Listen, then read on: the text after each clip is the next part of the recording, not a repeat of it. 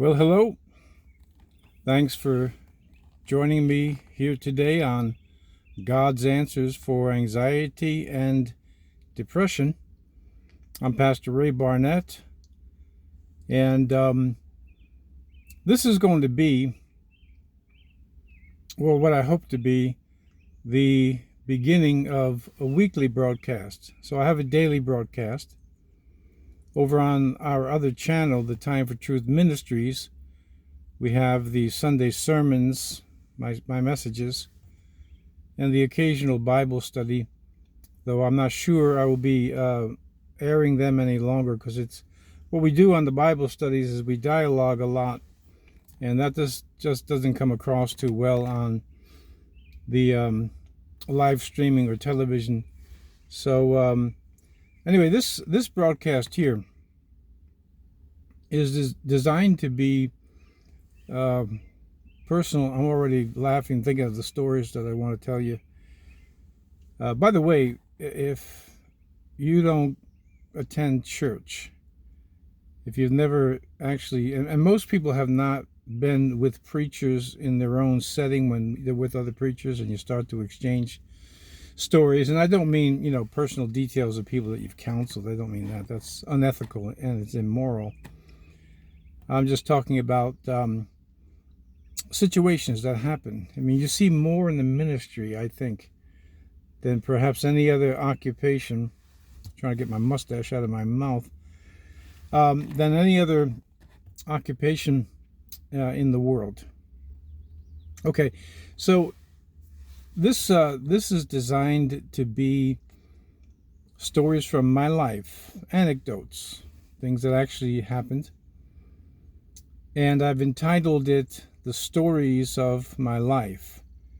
And obviously, there's going to be there was always an application for my life, something I learned from it, however little it may have been. And this first story is kind of a big lesson, believe me.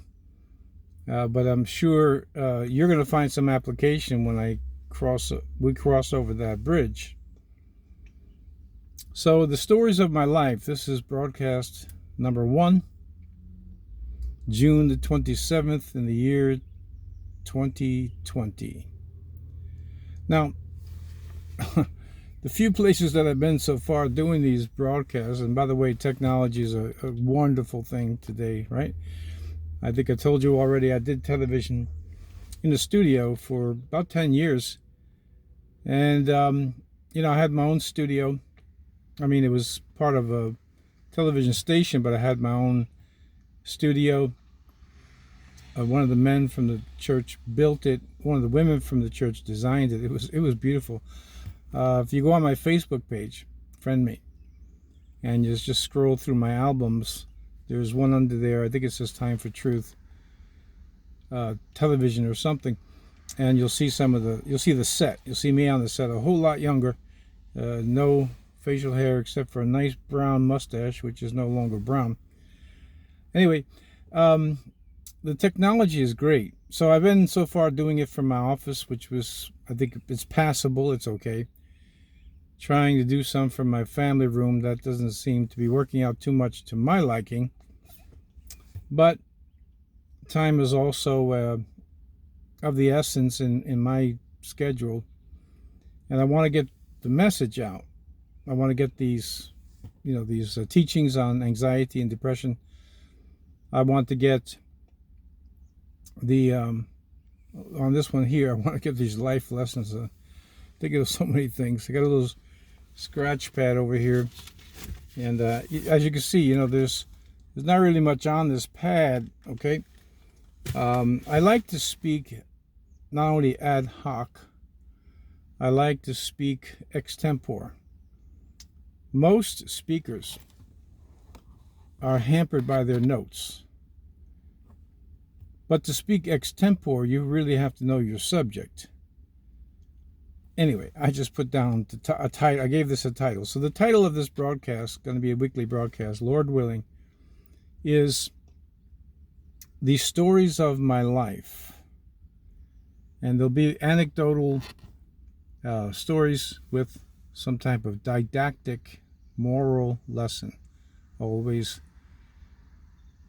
with application to your life, mostly biblical. I mean, I want to say always biblical, but mostly biblical. All right. Now, the locations. My office, pretty good, I think. Pretty good. My family room has its difficulties with the lighting. The track lighting over my chair made me feel depressed. When I was watching it, made my eyes look like a big dark circle. So I don't know if that's going to work out. Went over by the window, tried that out, and I have the outside noises to deal with, the trucks, because I live on a major thoroughfare, Route 30. It's one of the longest major thoroughfares in New York State, other than the Thruway and Broadway. It's a long one. It's a big one. Anyway, I live right on 30. And that came out all right. But then some of you were saying to me, well, at least one person was saying to me they're having a hard time hearing my voice. I have been dealing with laryngitis for a couple of months. It affected my singing as well, if you've seen any of the worship tapes. But it's clearing up now. So today we're in my car, as you probably already guessed, right? Champion of the obvious. But my idea was to go out here into this nice park that's literally right across the street from my house. And I used to, for years and years, run through here. I don't know if I can give you a shot, but I'm going to give you a try. Now, you can see here the track. Now, this is what used to be a 1-mile track all the way around. All right? And we'll go up the other way a little bit. And in the years that I ran, which was beyond 30 years, I would come here. It's a great place to be. When I used to run here, there'd be nobody around. Now there's more. People come here to walk and stuff like that. Well, I was going to take you on a field trip, but that didn't work out either. Which is probably a good introduction to this first broadcast on the stories of my life. We have that saying, that's the story of my life. I was going to take all of you on a field trip because you deserve it. You've been hanging in there with me for 9 weeks now. We've got this new channel up, and well, it's raining. So no field trip this week, but I'm working on things. I'm going to take you around a little bit. I'm in the foothills of the Adirondacks, so we'll be able to do some things. Okay, class? Now, I will be telling you stories. They're all true. In ministry, there's an expression preachers use when they're actually lying, and they call it evangelistically speaking. I don't like the term. I don't do that. I don't like to exaggerate. I like to just tell it the way it is, best I remember things. And so I won't be speaking evangelistically. I won't be stretching the blanket. I'm going to be telling you the truth of things that actually happened to me. No doubt, and some of you have already seen it, the most dramatic of which, and I will get around to that even though I've done it before, is telling my personal testimony of how, as a teenager, I overcame the incurable, the cancer of mental illness, which is schizophrenia. That has been the defining story of my life. I've shared that testimony, well, I don't know how many times now, over 43 years. I'm going on 44 years of ministry. And it's always been received with, people being very, very encouraged, even people who don't have mental illness. It's also, as you could guess, why I started this channel. Anxiety, depression. I really feel for those of you who do suffer from it. Seem to be getting some good results, by the way, from some of the reports that I'm getting from a couple of you, that you're getting something out of the broadcast on that subject. Well, I will be sharing that story, and that's on a more serious note. But I thought I would start out today with a story of something that happened, just on May the 5th. That's just really a few weeks ago, not quite 2 months yet, May the 5th. And so my the title, right, the name of the broadcast, the name of the weekly broadcast, I can't get this mustache out of my mouth. The name of the weekly broadcast is The Stories of My Life. And then this particular episode is titled, Never Let the Snowblower Get You Down. That's my story. May the 5th, in the year 2020. Had to get my lawnmower out to do the lawn, to do the grass. And the snowblower is a good sized snowblower. It's an Ariens. It's an Ariens snowblower. It's not a small one. It's not a drive one, but it's a pretty good sized one. It's 200 to 300 pounds worth of snowblower. Now, for the years that I've had it, we live in our own home, which, by the way, in my life, that's the very first time my wife or I ever lived in a house. We always lived in apartments. We're both from Yonkers. My wife and I went to high school together. We've been together for 45 years.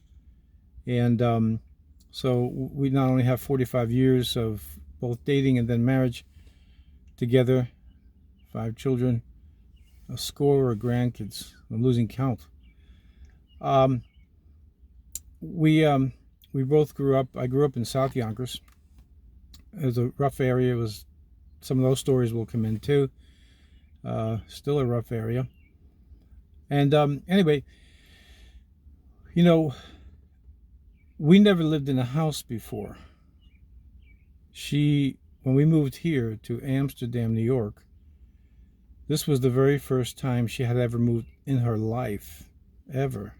So my wife's only lived in two places. The apartment she was born in, which we lived in after her mom passed, and then her dad, moved over into Nyack, and the apartment was rent controlled at the time, which was really great. We stayed there, lived there for 8 years, but she lived there from the time she was born. Anyway, we have a house now. And so I'm getting the lawnmower ready, and the snowblowers. I have a small garage, and it has shelves, so I can't even get a car in there. So it's not that big. But I said to myself, well, I gotta get the snowblower out of here. And every year I take it from the basement up into the garage for the snow. Right? I live here in the foothills of the Adirondacks. I think I just said that, mentioned that to you.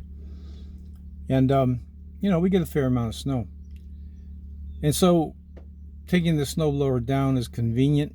Taking it back up again during the winter is what you do. I don't know how many times I've taken it up and down the stairs. So it was just an ordinary day, just like today, and we had our field trip canceled. Just an ordinary day. And this 200 to 300 pound snowblower, I don't know the exact weight of it, but from lifting weights, as you can see my shirt here, the 518 strong. This was given to me. By the way, people give me t-shirts, and I always tell them, if you want an advertisement, I'm a pretty good sized guy, just give me t-shirts. So people give me t-shirts, and I wear it for them. I advertise their business, construction shirts. Got a couple of martial arts shirts. Wear Marine Corps shirts too. Other things, just So if you have a t-shirt, you want me to advertise your business, I'll give you my address, DM me, and I'll wear it for you if it's appropriate. Okay, so I'm doing what I've always done. I'm going to take the snowblower down the stairs. Not a big deal. It's a big snowblower, but I'm a big, strong guy. So it's on wheels, of course, right? And my ceiling is very, very low. It's not very high. It's just a little bit above my head. I'm 6 feet tall, so ceiling is about here when you come across the beams. And we're going down the stairs. On reflection, my first mistake was letting the snowblower go ahead of me. Kaplunk, kaplunk. No problem. Everything was going smooth. And I had to duck a little bit, as I do every year, to get underneath where the ceiling is, going down these stairs.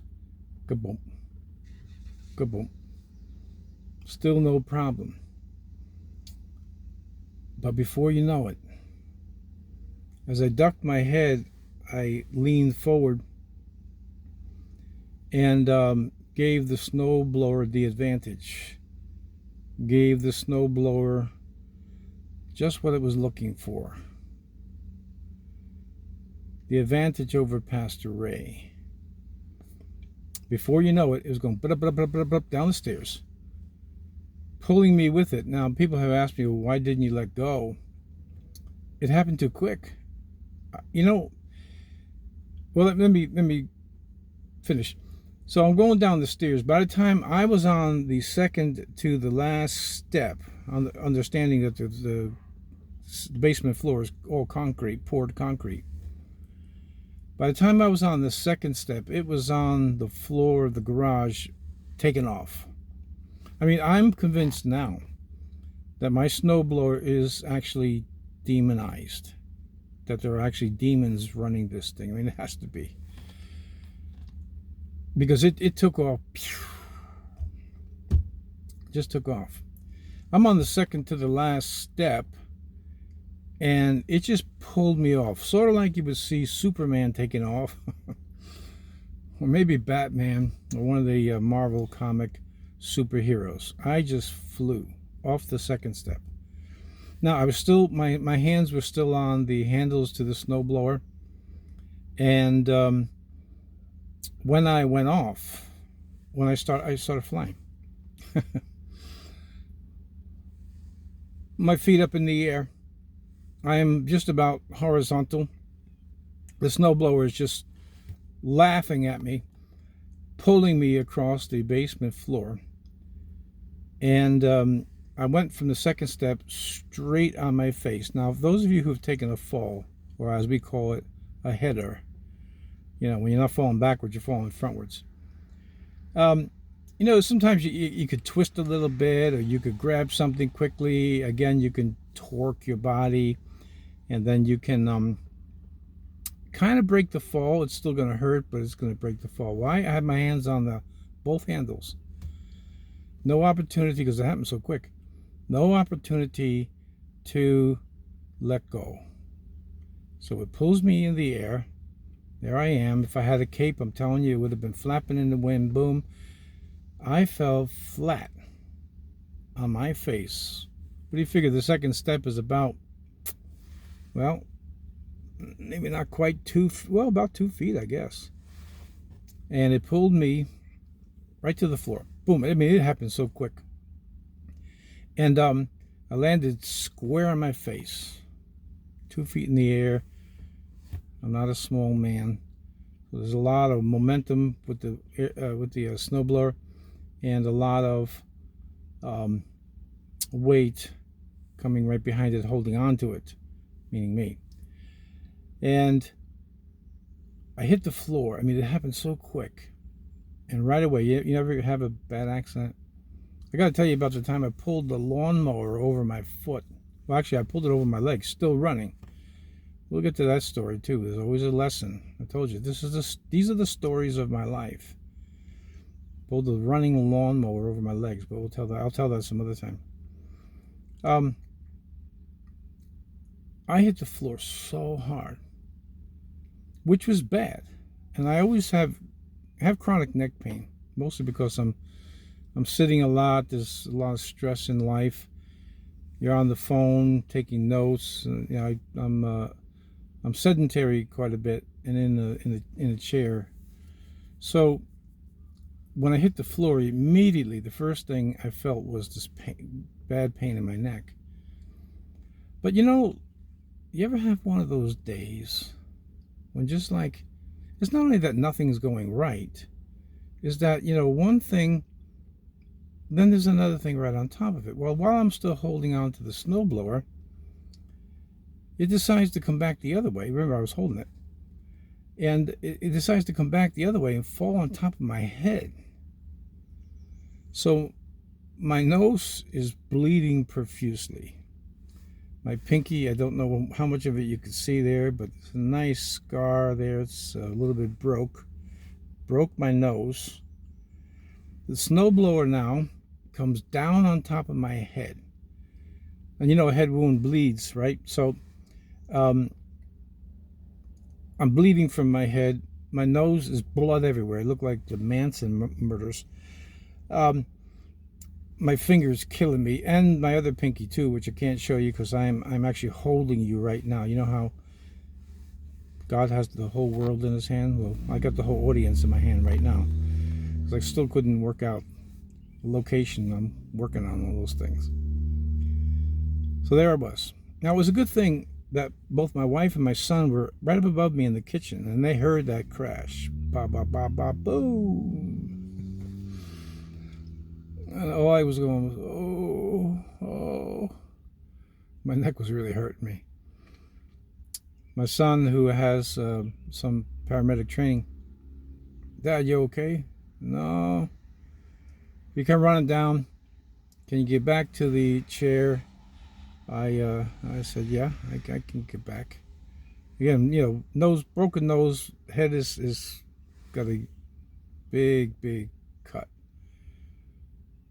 But it was my neck that was hurting me so much. Let me tell you something, okay?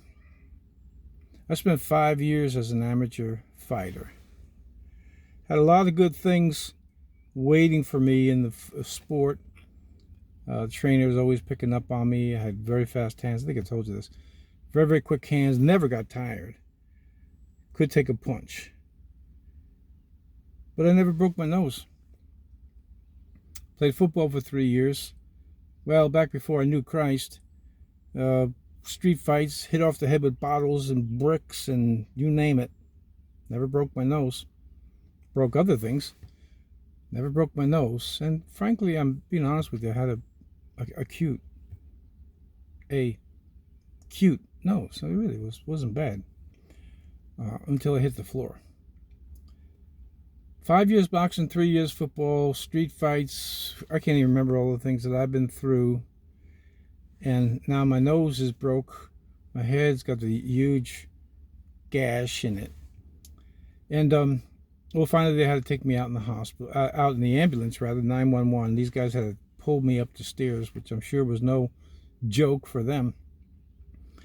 And took me to the hospital. We're in the middle of this situation, which you know what I mean by that, right? It's our thing. We're in the middle of this situation, and now they got to put a mask on my face. Ever put a mask on a broken nose? Masks aren't fun to begin with, in my opinion. They're even worse with a broken nose. And they put some staples in my head. I was already starting to, getting black and blue, starting to look like the raccoon I would eventually look like for a couple of weeks. CAT scan, x-rays, follow up with this one and that one, and I was released. Well, I'm not going to tell you how old I am, but I'm not young. I may not be as old as I look either, but I mean, closer to 70 than I am to 60, as George would say. Bruno. Okay, so I get back home. The one thing that still amazes my son is that I was never knocked out. Though I attribute it to two things: the grace of God and just a real thick Irish skull. Well, what's the moral of the story? Never let the snowblower get you down. I find in life there's always something to learn. I like biographies. Almost I say almost anybody. There's certain people I know enough about their life I don't want to read about it. But that's an exception. I like hearing people's stories. Everybody has a story. Everybody has events in their life, and things that they have happened to them, or things they've done that I just find interesting. I love reading biographies. I like hearing people tell their story. So what I try to do is to always, when I'm in the situation or looking back at the situation, I'm trying to guess or think through, rather, okay, what am I supposed to learn from this? Well, you could probably already imagine that the first lesson to learn is no more taking the snowblower down the basement stairs. I'm telling you the truth. I've been through a lot. It's not like I've had an easy life. It's not like I'm delicate. I'm not. But that's the hardest I've ever been hit in my whole life. And when I was a kid, boxing, 14, 15 years old, all the people that were my sparring partners were all men. I didn't ever fight kids. Long story, another time, but boxing stories. But so I'd have men in the ring with me, and really not taking it easy on me. So I've been whacked around a lot, but that's the hardest I've ever been hit. So no more. That's the first lesson. No more snowblower down the stairs. Well, there's probably not much for you to learn from that, but there is from this. Never let people pull you down. If you are unaware, we've dealt with this on the daily broadcast, detaching from toxic people. Well, sometimes certain personalities, they find you may be one of them. You find it hard to detach because you feel sorry for them, or whether they're gonna like me or they're not gonna like me. Well, none of that really matters. If someone is not going in the direction that you're going, you cannot let them pull you down. And see, in boxing, other martial arts, judo, other things too, you can't let your opponent get the advantage on you, because it's going to get bad. You're going to lose. You may lose not only bad, but you may lose poorly, meaning you're going to look bad. Well, when I let the snowblower get the momentum on me, it had the advantage. It pulled me down to the ground. Broke my nose, slashed up my head, broke my pinky. Not to mention that I hit my chest, my stomach, and my knee, and that they all hurt as well, and my neck is still hurting me. Not as much, but it still is. Never let people pull you down, because if you let them, they will do it. Now, this is something I want to tell you. Now, this is 43 years of ministry speaking. I've dealt with